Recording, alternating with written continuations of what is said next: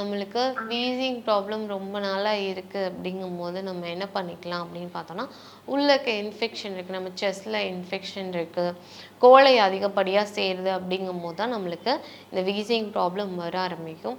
So அதுக்கு என்ன பண்ணலாம் அப்படின்னு பார்த்தோம்னா, நம்மளுக்கு தூதுவளை இருக்குது தெரியுமா? ஸோ அதை வந்து நிறையா அந்த கீரையை வந்து நிறைய உணவில் சேர்த்துக்கணும். ஸோ அந்த கீரைக்கு வந்து அதிகப்படியாக சூடு உள்ள தன்மை இருக்குது. ஸோ அதை என்ன பண்ணுன்னு பார்த்தீங்கன்னா, அவ்வளோ சீக்கிரத்தில் சளி பிடிக்க விடாது.